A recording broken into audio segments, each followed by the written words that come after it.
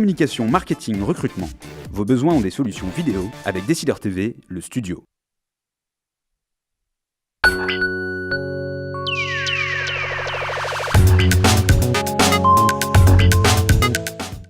Bonjour et bienvenue à Décideur Politique, l'émission du JDD.fr et de Décideur TV. Nous recevons aujourd'hui Christine Boutin. Bonjour. Bonjour. Vous êtes tête de liste en Île-de-France pour les élections européennes sous le label Force Vie que vous avez créé pour cette occasion. Nous parlerons bien sûr du plan d'économie concocté par le gouvernement et du scrutin européen du dimanche 25 mai. Caroline, bonjour. Bonjour. Comme chaque semaine, elle a concocté les questions du JDD.fr et de Décideur.tv. Commençons d'abord par le gouvernement qui a présenté cette semaine son plan d'économie de 50 milliards. La France prend-elle la bonne trajectoire avec ce plan, Christine Boutin ? Je crois qu'il fallait prendre des décisions, bien sûr. On ne peut pas, depuis 30 ans, on a un déficit qui devient de plus en plus abyssal et je pense que l'Europe, justement, impose en réalité à la France un certain nombre de contraintes. Est-ce que les décisions et les orientations qui ont été prises sont les bonnes ? Moi, je suis profondément choquée de voir que c'est essentiellement les classes moyennes et les petits moyens qui vont être touchés, en particulier sur les retraites, les familles. Donc, je suis scandalisée. Et comment se fait-il que ce soit un gouvernement dit de gauche qui fasse de telles propositions ? Manuel Valls a annoncé qu'il ferait un geste sur les retraites. On va voir. De toute façon, c'est indispensable. Et c'est quand même inouï de voir 100 députés socialistes qui, décidément, malgré qu'ils aient été reçus par le Premier ministre, maintiennent la pression. Moi, j'ai jamais vu ça pendant mes 25 ans de vie parlementaire. Donc, il y a quelque chose qui ne va pas. Maintenant, je pense que c'est la quadrature du cercle aussi pour le gouvernement. Mais honnêtement, il faut arrêter que ce soit toujours les classes moyennes qui trinquent. Est-ce que vous considérez qu'avec ce plan, l'exécutif se couche, entre guillemets, devant Bruxelles ? Je crois, oui. Je ne sais pas s'il se couche, je crois que c'est... Vous savez, pour répondre aux attentes de la Commission européenne. Aujourd'hui, et je le vois d'autant plus maintenant, j'en étais moins consciente il y a quelques années, mais je crois que les parlements nationaux deviennent des théâtres d'ombre. Plus de 40% de nos lois sont des traductions directes des directives européennes. Donc le gouvernement, ici, se trouve contraint par l'exigence de l'Europe. Alors la question qu'il faut se poser, c'est est-ce que les exigences de l'Europe sont justes ? Est-ce qu'elles sont bonnes ? On aura sans doute l'occasion d'en parler tout à l'heure. Alors, avant d'y venir, il y a un an, la loi pour le mariage pour tous était votée. Vous avez fermement bataillé contre ce texte. Avec le recul, on sait aujourd'hui à peu près qu'il y a eu 7000 couples homosexuels qui se sont mariés. Est-ce que vous trouvez que finalement, peut-être qu'il fallait donner ces droits ou pas à ces personnes, ou au fond, vous restez sur votre position qui était que ce texte ne devait pas être voté ? Non seulement je n'ai pas changé de position, mais ça, vous seriez quand même, je pense, surpris que je vous dise l'inverse. Compte tenu du chiffre qui est de l'ordre de 7 000, c'est pas une question de chiffre. Moins de 4% c'est pas une question unions. de chiffre. Vous savez très bien qu'en politique, la symbolique est quelque chose de très important. Et derrière ce mariage gay, moi, je tiens toujours la position de dire qu'il faudra que le prochain gouvernement, quel qu'il soit, abroge cette loi. Pourquoi ? Parce qu'elle remet en cause les fondamentaux de l'organisation de notre société. En particulier, pour l'enfant, d'avoir un papa et une maman, un homme et une femme comme parents. Et puis, au-delà de cela, moi, j'estime que la personne humaine existe au-dessus et au-delà de son orientation sexuelle. L'orientation sexuelle ne doit pas être prise en considération particulièrement. Aujourd'hui, nous sommes tous englués dans cette réalité-là. Moi, la personne humaine, elle est beaucoup plus importante que l'orientation sexuelle de cette personne. La nouvelle secrétaire d'État à la famille, Laurence Rossignol, s'apprête à recevoir lundi les organisateurs de la Manif pour tous. J'imagine que ça vous réjouit ? Écoutez, je suis stupéfaite de voir que tout le monde est étonné que la Manif pour tous soit reçue. C'est quand même la moindre des choses. Bon, très bien, je prends acte. Maintenant, j'attends de voir ce que va dire la nouvelle secrétaire d'État à la famille. D'après ce que j'ai pu entendre de ces réactions, je ne crois pas qu'il y ait vraiment d'ouverture par rapport aux valeurs portées par les représentants de la Manif pour tous. On verra. Ça donnera l'occasion de dire au gouvernement qu'ils font du débat. Mais j'attends de voir. Honnêtement, je suis excessivement sceptique. Alors vous avez déclaré cette semaine que le FN, je vous cite, est dans le système. Trouvez-vous normal que Marine Le Pen, est-ce que vous trouvez que Marine Le Pen est allée trop loin dans la dédiabolisation du Front National ?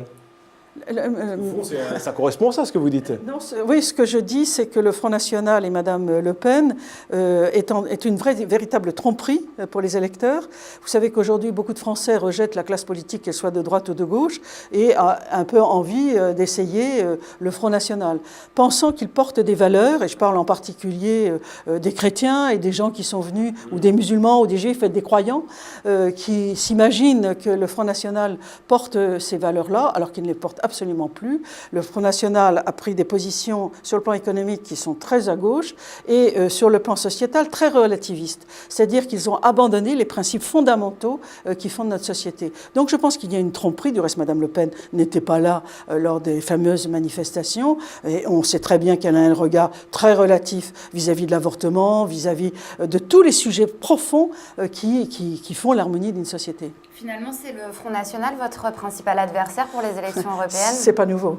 J'ai toujours eu un Front National contre moi et le Front National a tout sauf une dimension de respect de la dignité de la personne qui est pour moi l'alpha et l'oméga de tous mes engagements. C'est le parti qui vous concurrence selon vous pour ces élections?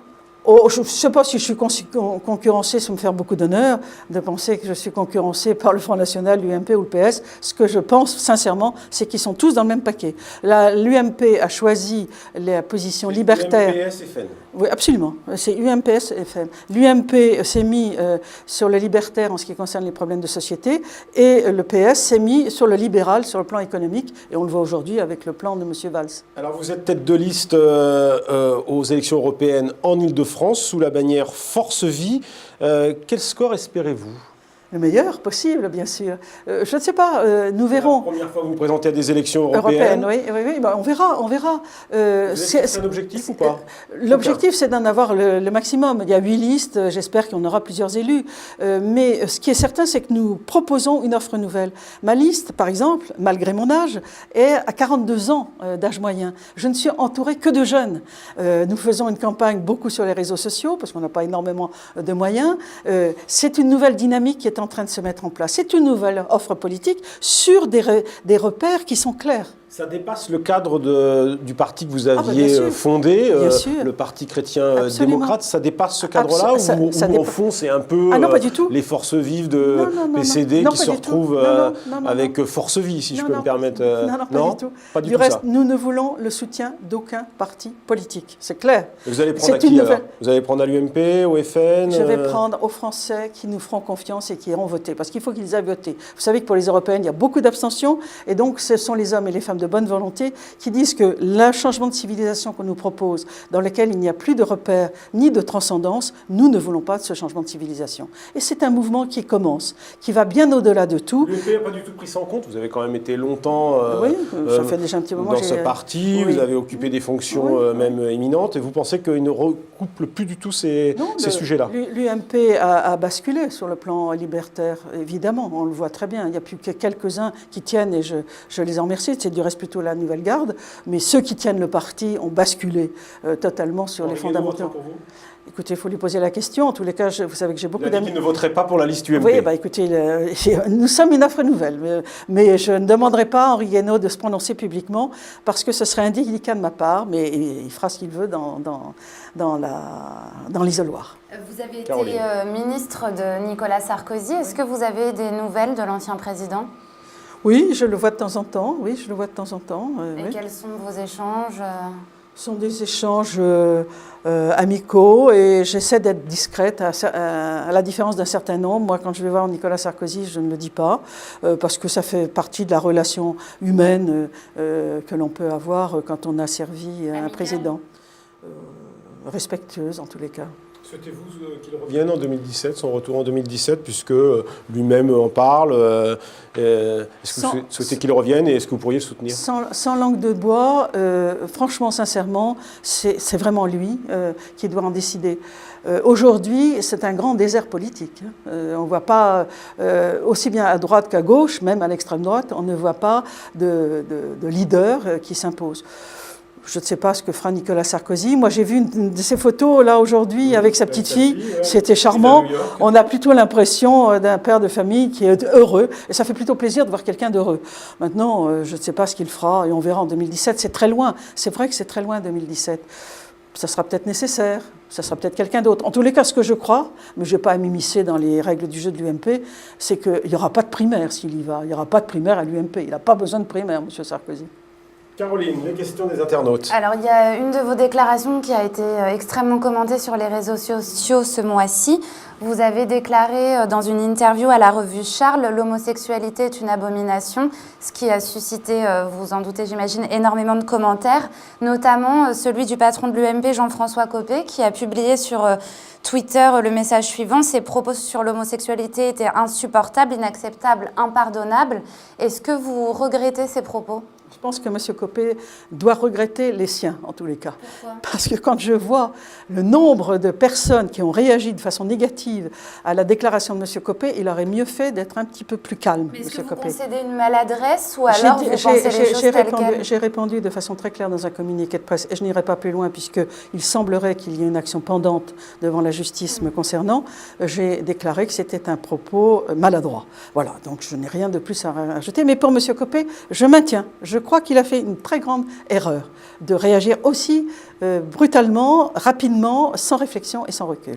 Alors, un autre internaute vous demande, toujours au sujet de vos déclarations sur l'homosexualité, avec de tels propos, ne redoutez-vous pas de devenir une caricature de vous-même ? Est-ce que vous comprenez la critique ? Bien sûr que je comprends, si vous savez, alors depuis 30 ans, si je ne comprenais pas la critique, ça serait vraiment très dommage. Est-ce que vous redoutez de devenir une caricature de vous-même avec ce genre de propos vous savez, le regard des autres est toujours très important. Bien sûr, ceux qui veulent me caricaturer peuvent le faire, comme moi je peux les caricaturer en les regardant. Ce n'est pas obligatoirement volontaire. Moi, j'ai des convictions. Je tiens, je n'ai jamais lâché et c'est ma fierté. Voilà. Donc après, on dit que c'est une caricature.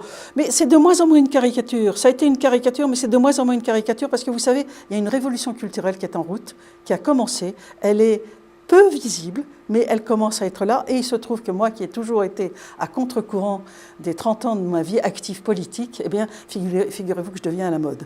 Alors, vous avez 70 ans, Christine Boutin. Un internaute se demande sur Facebook, qu'est-ce qui vous fait tenir après autant de temps de vie politique? Qu'est-ce qui vous donne encore envie de continuer à vous battre? Mes convictions. Et puis, vous savez que j'ai la foi. Et voilà, moi, ce qui m'importe, c'est pas Christine Boutin, c'est pas la gloriole, c'est pas mon ego. C'est de servir mes concitoyens, puisque je suis une femme politique. Et mon maître, c'est le Christ. Donc voilà, c'est ce qui me fait tenir. Alors, sauf erreur de ma part, j'ai lu que vous n'assisterez pas dimanche, vous ne serez pas à Rome dimanche pour la cérémonie de la double canonisation. C'est un regret ou c'est un problème d'agenda ou c'est votre campagne pour les élections européennes qui vous en empêche? C'est un regret.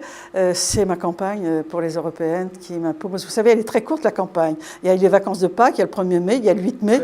Donc il y a des ponts. Donc voilà, il faut essayer de prendre au mieux, et mon agenda ne me permettait pas. Mais je suivrai à la télévision, bien sûr. Et ce n'est pas lié non plus à la personnalité de ce nouveau pape François. J'ai lu la semaine dernière dans le Figaro Magazine un papier qui était assez sévère en creux sur le pape François. On sentait plutôt de la distance par rapport à ce nouveau pape, surtout par rapport à son prédécesseur Jean-Paul II. Est-ce que vous faites une différence aussi entre les papes ou pas? Moi, je suis admirative et je remercie le ciel, puisque j'y crois, de ce pape François.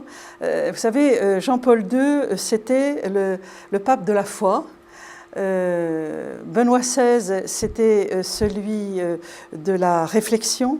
Et François, c'est la charité. Benoît XVI, c'est l'espérance, pour être... Et François, c'est la charité. Et si on remonte un peu plus loin, puisque c'est une double canonisation à laquelle est associé Jean XXIII, le père du concile, comment vous le qualifieriez ? Écoutez, Jean XXIII, personnellement, m'a moins marqué, naturellement. On l'appelle le bon pape, et il a eu le mérite de moderniser l'Église par ce concile. Et je pense que s'il est béatifié, c'est que c'était nécessaire. Mais moi, les papes qui me marquent profondément, c'est Jean-Paul II et Benoît XVI, et même le pape François. Tiens, il va falloir du reste que je montre la photo, parce qu'on n'est pas si nombreux à l'avoir déjà rencontré. Et moi, j'ai déjà eu l'occasion de bavarder avec le pape François, oui. Merci Christine Boutin d'avoir répondu à nos questions et à la semaine prochaine pour une nouvelle édition de Décideurs politiques.